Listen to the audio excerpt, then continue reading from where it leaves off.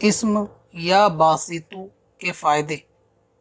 جو کوئی شخص روزانہ 40 مرتبہ پڑھے تو انشاءاللہ تعالی خلق سے بے پرواہ ہو جائے، اور جو کوئی شخص صبح کے وقت ہاتھ پھیلا کر 10 مرتبہ یا باسطو پڑھے اور پھر دونوں ہاتھ چہرے پر پھیر لے تو انشاءاللہ تعالی کسی کا محتاج نہ ہوگا، اس کی روزی کشادہ ہوگی، غم اور دکھ تنگ دستی کا شکار نہ ہوگا۔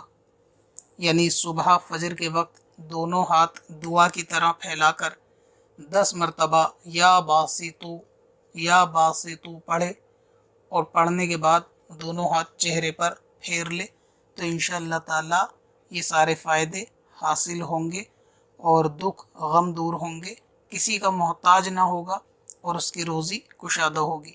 ثواب کی نیت سے شیئر کریں اور وظیفوں کے لیے وزٹ کریں وظیفہ.smswarsi.com۔